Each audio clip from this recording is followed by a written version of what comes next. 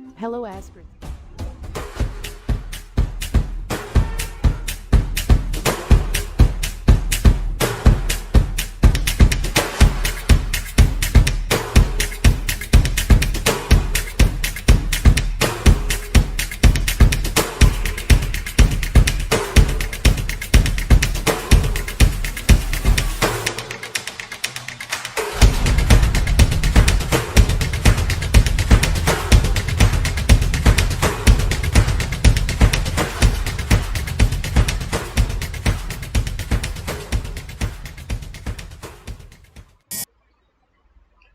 Hello everyone, how are you all? I hope you all are fit and fine. Welcome back to your own channel that is EduGrown.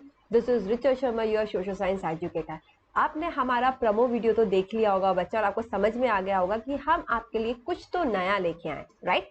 Yes, you are right कि हम आपके लिए class 9 और 10 के लिए new batches लेके आए हैं जिसके अंदर हम आपके टर्म 1 के कोर्स के अकॉर्डिंग सिलेबस कंप्लीट करवाने वाले हैं। एंड डोंट वरी, इसके अंदर हम आपको जो आपका रिड्यूस सिलेबस है ना, आपका जो लेटेस्ट सिलेबस है रिड्यूस, उसके अकॉर्डिंग ही हमने ये जो हमारा कोर्स है उसको हमने डिजाइन किया है specially class 9th and 10th के लिए। क्लास 9th जो है उस बैच का नाम हमने हौसले रखा है और क्लास 10th का जो बैच का नाम है वो है यलगार बैच।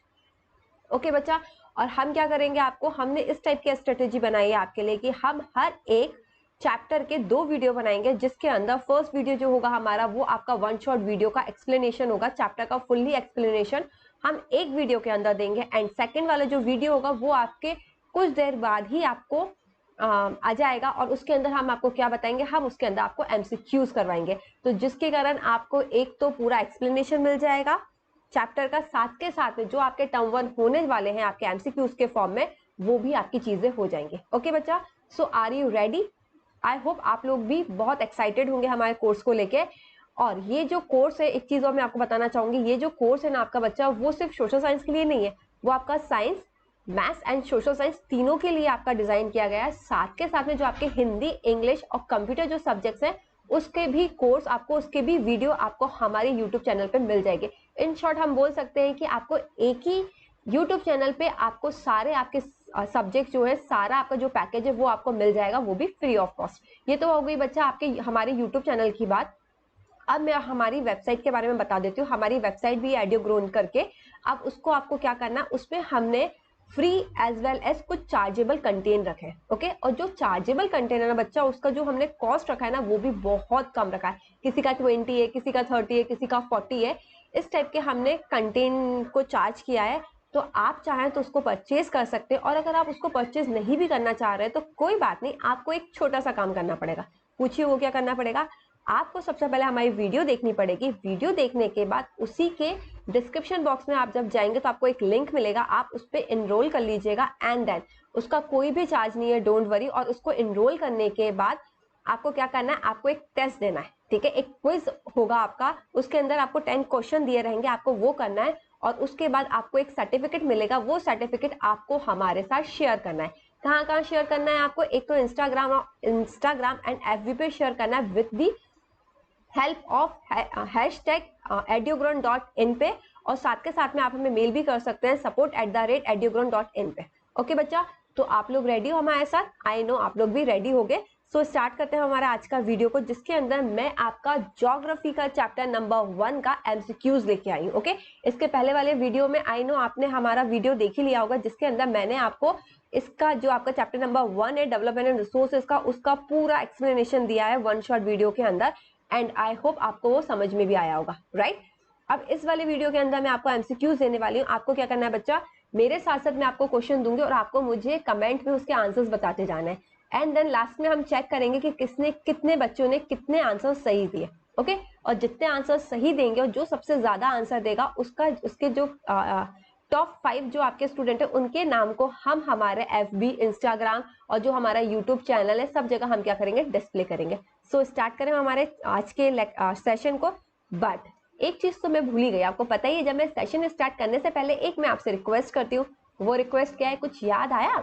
कोई बात नहीं, याद नहीं आया तो मैं आपको याद दिला देती हूँ, लेकिन भूलना मत इस बार। आप क्या करना है, आपको हमारे चैनल को सब्सक्राइब करना है अगर आप हमारे चैनल पे नए हैं, और उसके बाद उसको आपको सॉरी बेल आइकन को प्रेस करना है, जिसके कारण आपके पास से कोई भी नोटिफिकेशन मिस ना हो सके। एंड देन उसके बाद जो आप हमारी वीडियो देखेंगे और आपको लगता है वो वीडियो आपके लिए हेल्पफुल थी, आपको समझ में आया, तो आपको क्या करना है, हमारे वीडियो को लाइक, कमेंट एंड शेयर करना है। सो स्टार्ट करते हैं हमारे आज के लेक्चर को।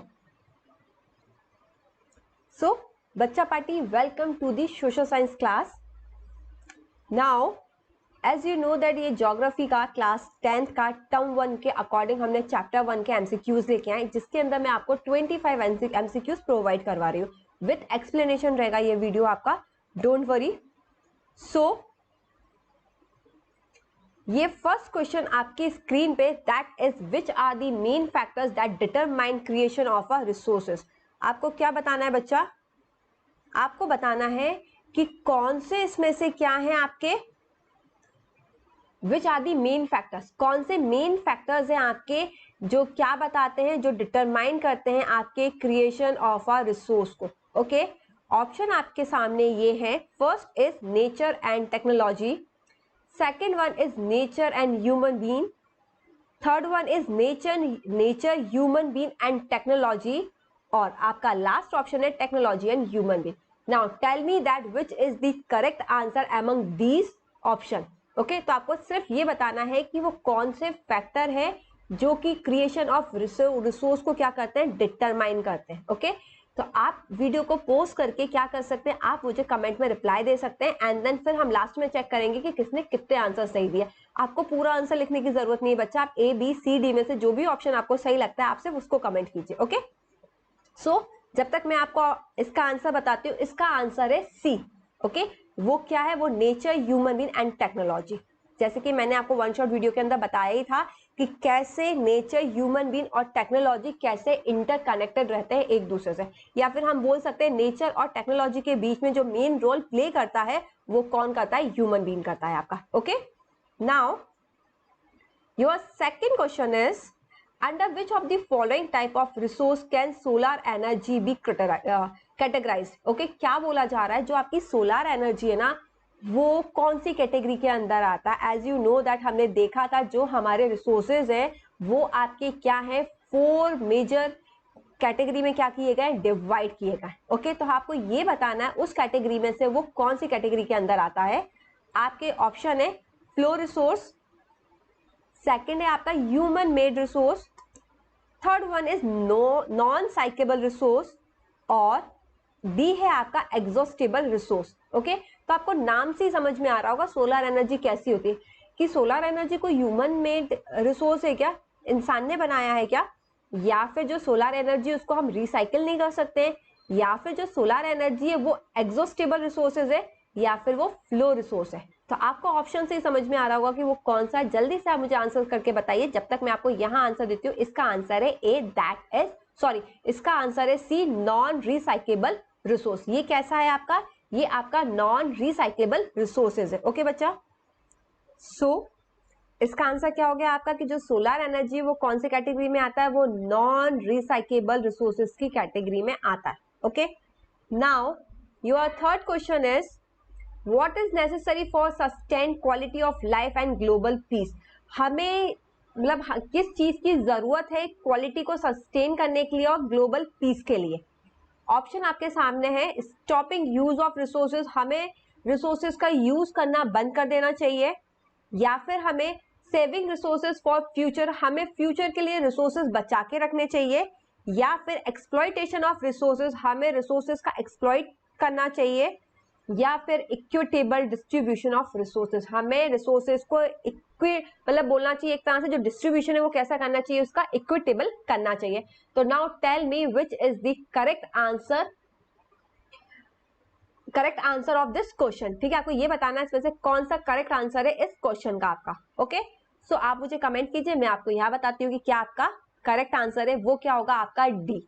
क्या बोला जा रहा है आपको कि सबसे पहले ऐसा नहीं है कि हमें रिसोर्सेज को यूज करना बंद कर देना चाहिए, ठीक है, ना ही हमें, ठीक है, सेव करके रखना है, बट ऐसा नहीं कि हमने सारा रिसोर्सेज हमने फ्यूचर वाली जनरेशन के लिए यूज कर दिया, ऐसा भी नहीं करना है। और ना ही हमें सारे के सारे रिसोर्सेज को खर्च करना है, हमें क्या करना है, हमें उसका प्रॉपरली डिस्ट्रीब्यूशन या फिर इक्विटेबल डिस्ट्रीब्यूशन करना चाहिए, किसका, रिसोर्सेज का। ओके बच्चा, नाउ क्वेश्चन नंबर 4 आपकी स्क्रीन पे ये है, which of the following is a main human made resources.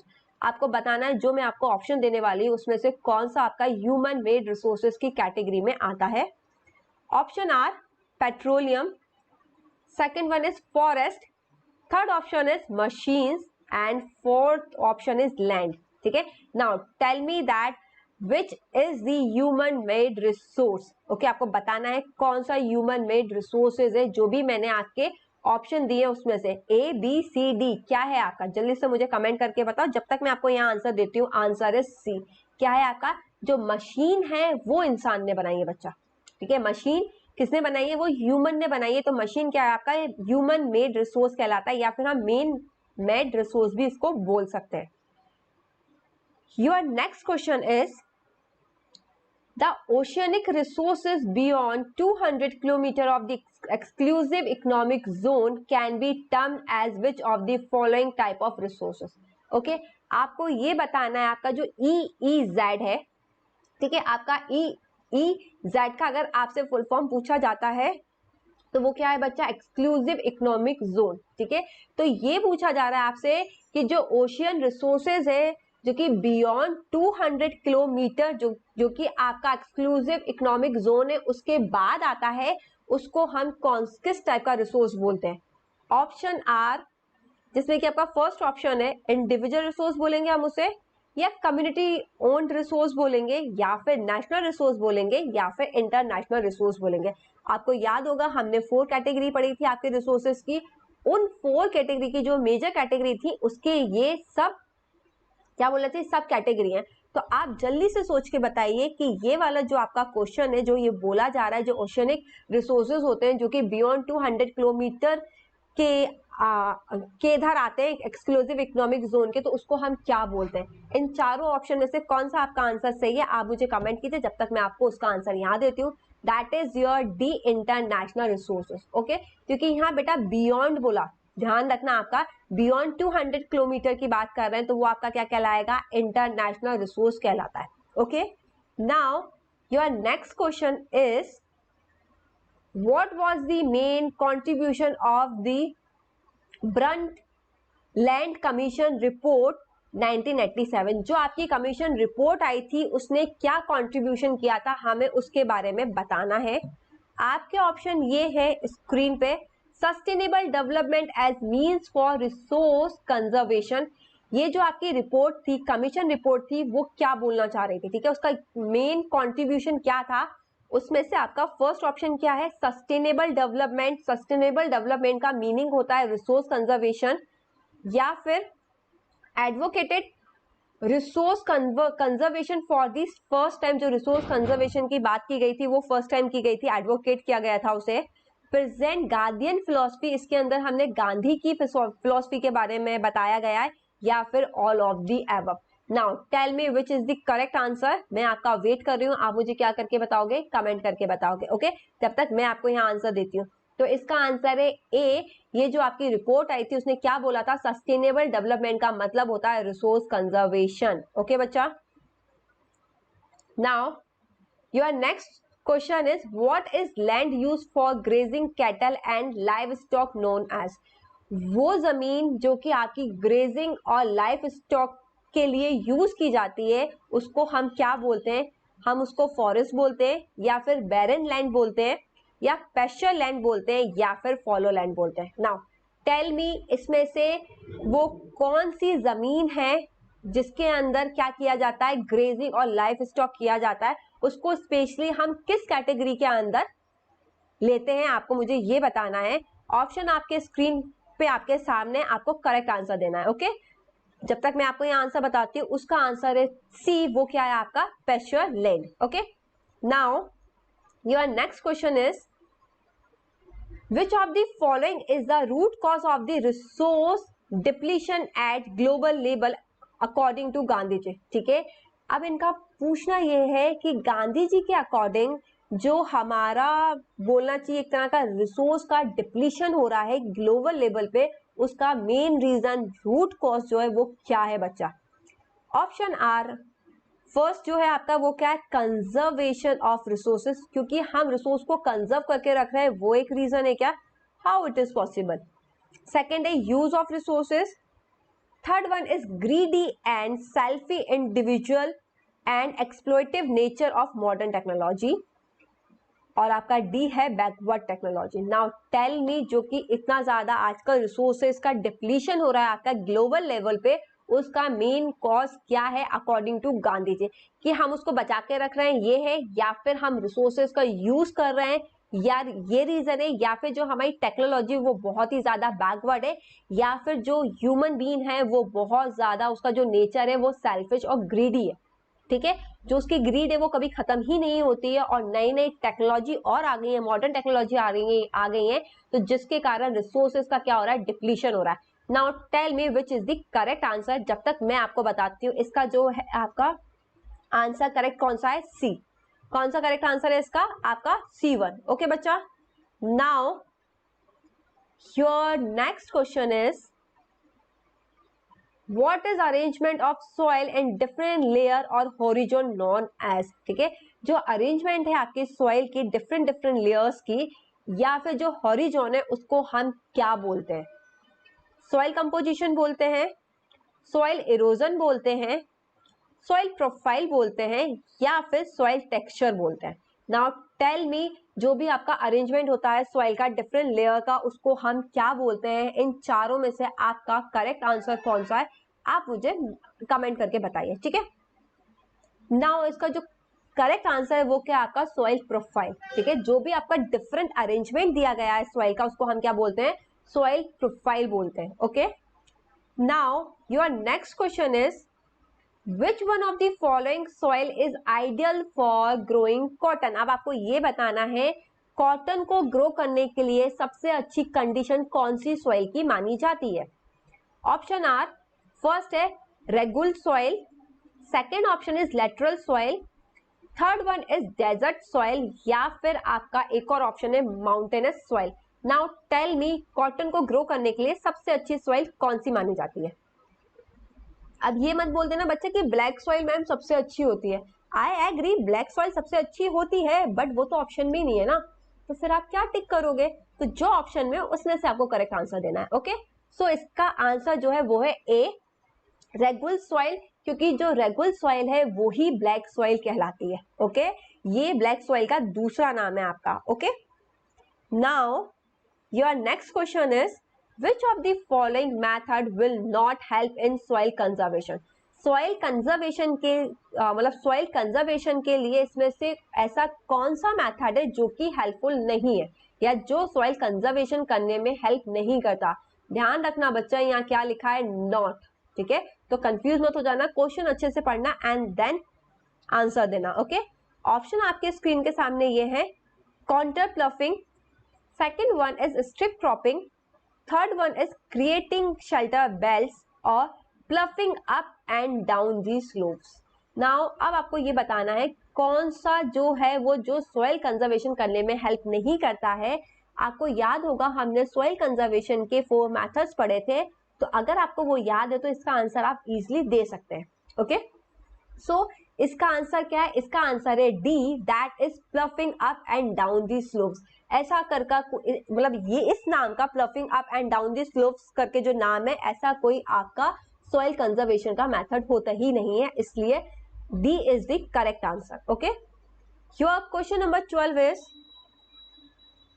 lateral has been derived from the Greek word lateral which means। जो lateral है आपका, laterate जो है आपका, वो कहाँ से ड्राइव हुआ, वो ग्रीक लैंग्वेज से ड्राइव किया गया है। जिस वर्ड जो वर्ड क्या lateral है उसका हमें इंग्लिश मीनिंग बताना है। ओके, सो टेल मी कि जो लेटर वर्ड है उसका मीनिंग आपका माउंटेन होता है, ब्रिक होता है, रॉक होता है, या फिर स्टोन होता है। ओके, इन चारों में से कौन सा सही आंसर है, आपको इसका मीनिंग बताना है। ओके, सो जब तक आप मुझे कमेंट करके बताइए। आई नो ये तो बहुत इजी, ये तो सबको आता ही होगा, वैसे तो आप लोग बहुत इंटेलिजेंट हो, आप लोग बहुत अच्छे से पढ़ाई करते हो, तो आई नो मैक्सिमम जने सही आंसर ही दे रहे होंगे, और जो नहीं भी दे पा रहे हैं सही आंसर, तो डोंट वरी बच्चा, आप एक बार वन शॉट वीडियो देख लो, और ये वाला जो हमारा एमसीक्यूज है उसको देख लो, उसमें मैं आपको एक्सप्लेनेशन भी बता रही हूँ। तो नेक्स्ट टाइम जब आप एमसीक्यूज का कोई भी सेशन करोगे तो आपको बिल्कुल दिक्कत नहीं जाएगी, आपके मार्क्स अच्छे आ जाएंगे। ओके, बस टेंशन मत, तो टेंशन फ्री होके अच्छे से पढ़ाई करो। ओके, सो इसका आंसर क्या? इसका आंसर है B, that is brick. Okay, जो लेटरेट सॉइल होती है वो उसका जो वर्ड है लेटर करके वो ग्रीक वर्ड से लिया गया है जिसका मीनिंग क्या है आपका? Brick.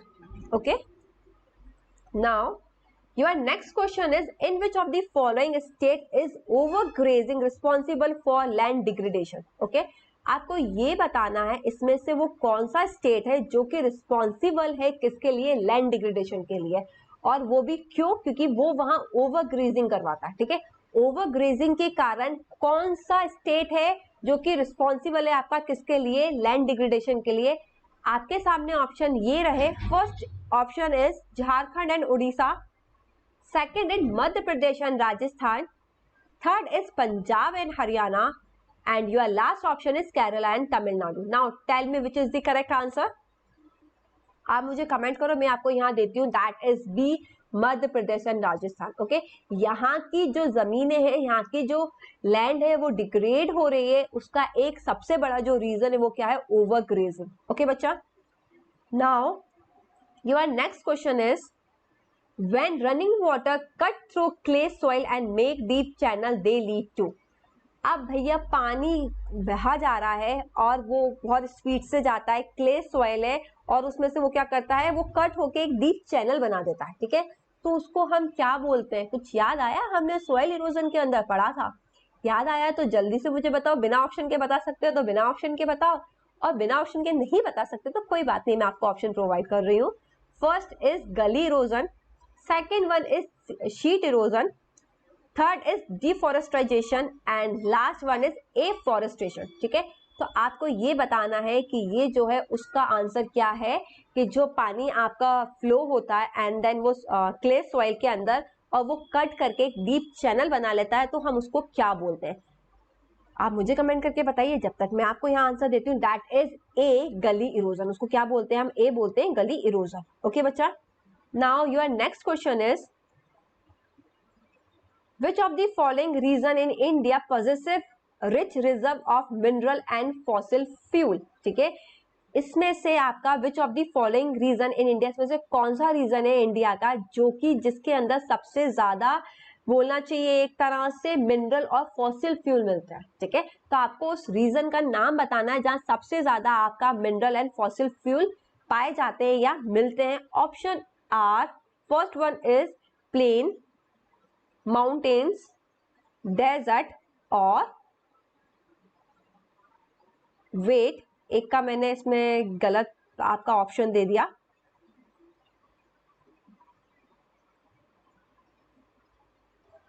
So sorry students, actually में मैंने एक ऑप्शन गलत कर दिया था आपका, वो था आपका plateau. Okay, and D is desert. अब आपको ये बताना है कि इंडिया के अंदर ऐसा कौन सा रीजन है जहां सबसे ज्यादा आपका मिनरल एंड फॉसिल फ्यूल आपके पाए जाते हैं। ऑप्शन आपके सामने ये है, plain, mountain, plateau and desert. Now tell me which is the correct answer. अब तो आप बता ही दोगे क्योंकि मैम ने जो गलती की थी उसको करेक्ट कर दिया है, तो आपको ऑप्शन देख के ही समझ में आ गया होगा, है ना? कोई बात नहीं, फिर भी मैं आपको इसका करेक्ट आंसर बता देती हूँ, दैट इज सी। प्लेट्यू के अंदर सबसे ज्यादा हमारे मिनरल एंड फॉसिल फ्यूल पाए जाते हैं। ओके, अगर स्टेट की बात करते हैं तो मध्य प्रदेश एंड ऑल आता है आपका। नाउ क्वेश्चन नंबर 16 आपकी स्क्रीन के सामने है, विच one of the following state mostly has lateral soil. अब आपको ये बताना है जो लेटरल सॉइल है वो सबसे ज्यादा कौन से स्टेट में पाई जाती है या होती है। ऑप्शन आपके स्क्रीन के सामने है, उत्तर प्रदेश जिसको हम यूपी भी बोलते हैं, बिहार, राजस्थान एंड मेघालय। तो आपको बताना है लेटरल सॉइल जो है वो सबसे ज्यादा कौन से स्टेट के अंदर आपकी होती है। ऑप्शन मैंने आपके सामने दे दिए, आपको मुझे करेक्ट आंसर बताना है। जब तक मैं आपको यहां भी बता देती हूँ, answer is D, that is Meghalaya. ठीक है, क्या है आंसर इसका? मेघालय। ओके बच्चा, now question number 17, how much desire area is required for forest in our country. ठीक है, हमारी कंट्री के लिए कितना बोलना चाहिए फॉरेस्ट एरिया की रिक्वायर्ड है। ठीक है, वो हमें बताना है, 16%, 20%, 23.2% या फिर 33%। नाउ टेल मी कितने परसेंटेज या कितने एरिया की हमें रिक्वायरमेंट है, हमें वो बताना है। Desire area is required for forest in our country. Option मैंने आपको दे दिया, आप मुझे करेक्ट आंसर बताइए। तो इसका आंसर है डी, दैट इज 33% बच्चा। Okay, now question number 18 is which one of the following is the main cause of land degradation इन पंजाब। पंजाब के अंदर जो लैंड डिग्रेडेशन होता है आपका, उसके पीछे का मेन कॉज, मेन रीजन क्या है आपका। ऑप्शन आपके सामने ये, first intensive cultivation, second one is overgrazing, third option is deforestation and fourth is over irrigation. Now tell me कि वहां का जो पंजाब की जो जमीन है वो जो खराब होती जा रही है, लैंड डिग्रेडेट होता जा रहा है, उसके पीछे का रीजन क्या है। ऑप्शन मैंने आपको दे दिया, आपको मुझे करेक्ट ऑप्शन बताना। ओके, जब तक मैं इसका सही आंसर देती हूँ, that is the over irrigation. As you know that Punjab Haryana इस साइड आपका क्या होता है, फार्मिंग बहुत ज्यादा होती है। फार्मिंग होती है तो लोग बाग इरिगेशन का बहुत यूज करते हैं, पानी बहुत ज्यादा देते हैं, इसलिए वहां की लैंड डिग्रेडेट हो जाती है। ओके बच्चा, नाउ क्वेश्चन नंबर 19 आपके स्क्रीन पे है, that is resources which are found in a region but have not been utilized are called।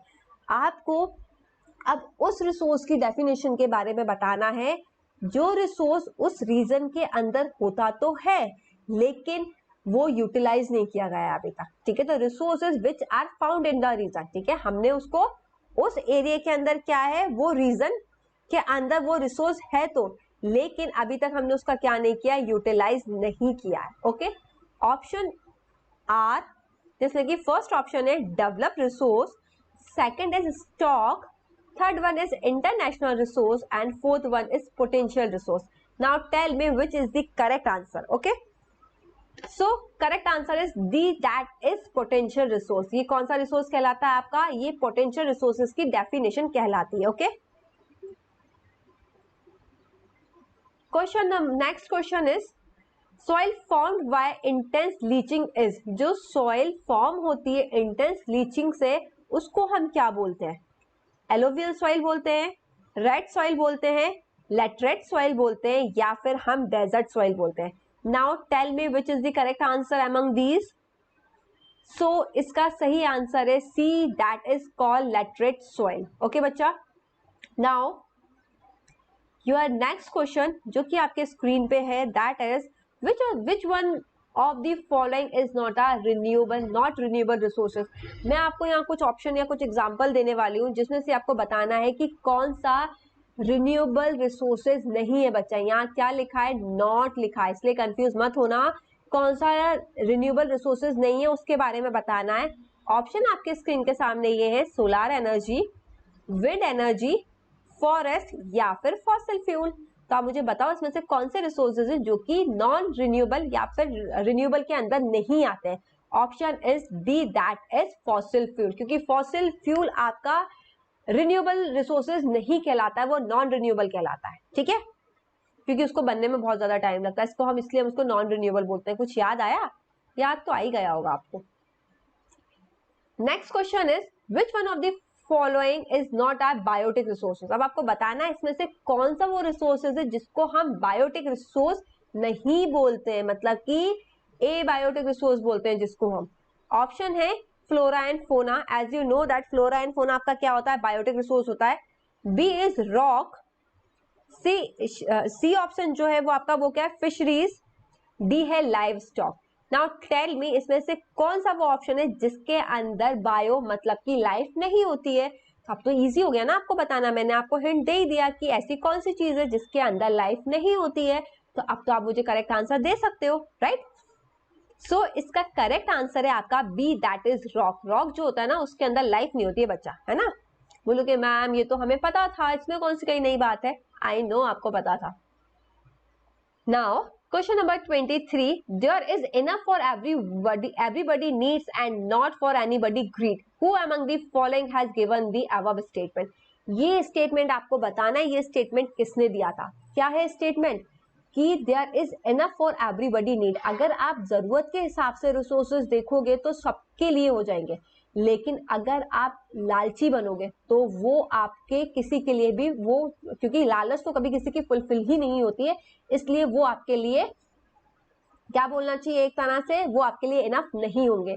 वैसे अगर आपने थोड़ा सा ध्यान से मेरा लेक्चर देखा होगा ना, तो जहां मैंने आपको ये बताया था ना कि हम जहाँ मतलब मैंने आपको बताया था कि हम रिसोर्सेज एंड डेवलपमेंट पढ़ने वाले हैं क्लास 10th का चैप्टर नंबर 1 टर्म, वहां मैंने एक इमेज लगाई थी जिसके अंदर यही मैंने आपका बोलना चाहिए एक तरह से स्टेटमेंट लिखा था, थॉट लिखा था। अगर आपने उस स्टेटमेंट को अच्छे से पढ़ा है तो इसका आंसर आप अच्छे से बता सकते हैं, और अगर आपने बुक अच्छे से पढ़ी है या फिर मेरा वन शॉट वीडियो देखा है तब भी आप इसका आंसर बता सकते हैं। ऑप्शन आपके सामने है, विनोबा करके विनोबा भावे थे, इनने ये स्टेटमेंट दिया था, महात्मा गांधी जी ने ये स्टेटमेंट दिया था, जवाहरलाल नेहरू ने दिया था, या फिर अटल बिहारी वाजपेयी ने दिया था। नाउ टेल मी किसने ये स्टेटमेंट बोला था कि हमारे नेचर के अंदर इनफ रिसोर्सेज हैं अगर हम हमारी नीड के अकॉर्डिंग, जरूरत के अकॉर्डिंग देखें, ठीक है, लेकिन अगर हम लालचपन में देखेंगे तो हमारे लिए कोई भी चीज क्या नहीं होगी, सफिशिएंट नहीं होगी। ये स्टेटमेंट किसने दिया था? ये स्टेटमेंट दिया था हमारे, किसने? Father of the nation. कौन है हमारे father of the nation? Mahatma Gandhi ji, ठीक है। Now your next question is which one of the following is a biotic resource. अब देखो इसमें नॉट नहीं लिखा है, मतलब कि हमें बायोटिक रिसोर्सेज के बारे में बताना है, हमें उस रिसोर्सेज के बारे में बताना है जिसके अंदर लाइफ होती है। ओके, ऑप्शन है आपके सामने लैंड, वाटर, ह्यूमन बीइंग और रॉक। अब बताओ इसमें से किसके अंदर लाइफ होती है?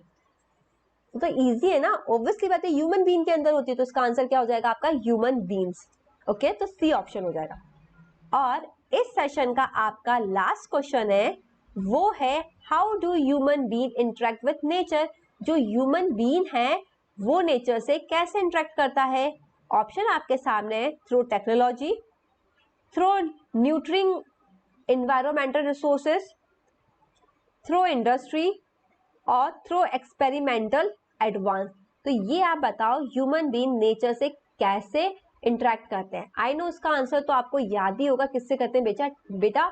टेक्नोलॉजी के थ्रू करते हैं, ठीक है, क्योंकि जब उनके पास टेक्नोलॉजी होती है, इंस्ट्रूमेंट होते हैं, तभी वो क्या कर पाते हैं? नेचर से इंटरेक्ट कर पाते हैं और हमारे लिए जो हमें चीजें चाहिए होती है वो बना के दे पाते हैं। ओके, सो इसका आंसर क्या होगा? A, that is through technology. Okay, so बच्चा आज के सेशन के लिए इतना ही। आई होप आपने आज का सेशन एंजॉय भी किया होगा और आपको अच्छा भी लगा होगा, और आपके जो डाउट होंगे वो भी क्लियर होंगे। बट इसके बाद भी आपको लगता है कोई ऐसा टॉपिक है या कोई ऐसा ऑप्शन मतलब क्वेश्चन है जिसका आंसर आपको नहीं आ रहा है या आप कंफ्यूज हो रहे हो, तो आपको क्या करना है? आपको सिर्फ मुझे कमेंट करना है, एंड देन उसको देखने के बाद जब भी मैं आपका कमेंट पढ़ूंगी उसके अकॉर्डिंग मैं आपका एक डाउट सेशन ले लूंगी, जिसके अंदर मैं आपके सारे डाउट क्या कर दूंगी? क्लियर कर दूंगी। ओके, तब तक के लिए बाय बाय, गुड नाइट, शब्बा खैर, मिलते हैं, शुभ रात्रि, मिलते हैं हमारे नेक्स्ट लेक्चर के अंदर नेक्स्ट चैप्टर के साथ। Okay, so take care. बस रिवाइज करते रहना, पढ़ते रहना, आपका टर्म 1 बिना चीटिंग करे बहुत अच्छा जाएगा बच्चा। ओके, सो बाय बाय, टेक केयर।